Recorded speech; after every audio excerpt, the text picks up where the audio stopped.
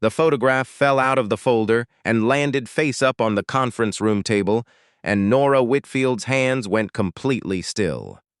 She had been reaching for her water glass. She didn't reach it. She just stood there, frozen, staring down at a face she hadn't seen in 22 years. A face that belonged to the man now sitting across from her with a raised zoom in his lap and no idea what was happening to her. His name on the intake form said Elliot Graves, 41 years old. Licensed structural engineer. Referred by the City Housing Authority for a consulting contract with Whitfield Medical Partners, the company Nora had built from a single borrowed office in Detroit into one of the largest healthcare infrastructure firms in the Midwest. The photograph was his employee ID from the Housing Authority file. Standard issue. Bad lighting, but it was him. The jaw, the scar above his left eyebrow, the way his chin tilted just slightly upward like he was daring the camera to say something about it. She picked up the water glass after all. She needed something to do with her hands. "Mr. Graves," she said, and her voice came out level, which surprised her. "Thank you for coming in." He smiled the way you smile at someone you've never met. Professional. Careful. Warm in a practiced way. He didn't recognize her. Of course he didn't. She wasn't Nora Whitfield back then. She was Nora Delacroix, 9 years old, skinny arms and braids that always needed redoing, living in Unit 4C of the Millbrook Housing Complex in Cincinnati, Ohio, which the city had condemned and emptied out the week before Christmas in 1994. Elliot had lived in 4B. He was 11. He'd had the scar even then, from falling off a fence when he was 6. He'd told her that story so many times that she'd half believed it happened to her too. The night they cleared the building, they'd sat together on the steps outside with trash bags full of their things, waiting for the social workers to come. It was December. It was cold enough that their breath made little clouds. Nora had been crying, not loud, the quiet kind that's worse, and Elliot had put his jacket around her shoulders without saying anything. And then, because she asked him to, because she was 9 and terrified and needed something to hold on to, he'd made her a promise. "Find me when you're grown," she'd said. "Promise you'll find me." And he'd said, "I promise. I'll find you, Nora. I'll find you and everything will be okay." He'd given her something before the van came. A small thing. A carabiner clip, bright orange, the kind hikers use, that he'd found in the dumpster by the building manager's office and had been carrying around for 2 weeks because he liked the weight of it. He pressed it into her palm, closed her fingers around it, and said, "So you remember I'm real." She still had it. It was on her keychain, had been for 22 years. Now she sat in a leather chair in a 32nd floor conference room in Detroit, Michigan, and watched Elliot Graves open his portfolio and begin to explain his qualifications, and she tried to understand why her heart was doing what it was doing. "I've worked primarily on adaptive reuse projects," he was saying. "Converting older structures, former factories, warehouses, into mixed-use facilities. Your foundation's moving into the community health center space, and I think there's a real opportunity to." "Where did you grow up?" she asked. He paused. Not long, just a beat. "Moved around a lot," he said. "Cincinnati mostly. You?" "Cincinnati," she said. Something shifted in his face. Not recognition. More like the beginning of a question he didn't know how to ask. "Small world," he said. "Yes," she said. "It is." She hired him. She told herself it was because his portfolio was exceptional, which it was. She told herself it had nothing to do with the orange carabiner on her keys, which it had everything to do with. The first 3 weeks were professional. Elliot worked with her facilities team on site assessments for 3 planned health centers in underserved neighborhoods on the east side of Detroit. He was good. Bet than good. He had a way of walking through a building and seeing what it wanted to become rather than what it was, and he explained things to community members in plain language without talking down to them, which Nora noticed and filed away. He also had a daughter. Her name was Simone, and she was 7, and Elliot raised her alone. Nora found this out not from him but from Keisha in facilities, who mentioned it casually. Did you know Mr. Graves picks his daughter up from the after-school program every day at 5:30, never misses it, even when we're running late on a deadline, in the tone people use when they're actually saying this man has integrity. Nora found herself managing the project timeline to make sure no one needed him past 5. She told herself that was good leadership. She was lying to herself, but it was a comfortable lie, so she kept it. The thing nobody tells you about building a company from nothing is that you stop knowing how to want things for yourself. You get very good at wanting things for the company. Better margins, stronger partnerships, more impact, more reach. And somewhere in that process, the other part of you, the part that sat on cold steps with a boy who gave you his jacket, gets quieter and quieter until you almost forget she's there. Almost. Nora had been engaged once. His name was Richard, and he was fine. Genuinely fine, the kind of man mothers approve of and friends envy. And she had called it off 8 months before the wedding because she woke up one Tuesday morning and understood, with total clarity, that she was about to spend her life with someone she could not explain herself to. Not the deep parts, not the Millbrook parts, not the part of her that still kept an orange carabiner on her keys because a boy had pressed it into her hand when she was 9 and told her she was real.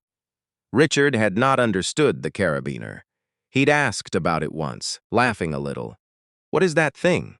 It's so ugly." And she'd said, "It's from a friend," and he'd said, "What friend?" And she hadn't been able to answer because the honest answer was someone I've been looking for ever since, and that was not a sentence she could say out loud to the man she was supposed to marry. She'd kept the carabiner. She'd given back the ring. That had been 4 years ago. Since then, she had been alone and mostly fine with it, which is different from being fine. The project brought Elliot into her orbit consistently. They had walkthroughs together. They had morning briefings. They had once a working lunch that ran 2.5 hours and covered almost no actual work because they'd discovered a shared way of arguing that felt less like arguing and more leaking out loud at someone who could actually keep up. He told her about Simone, not gushing. He wasn't a gusher.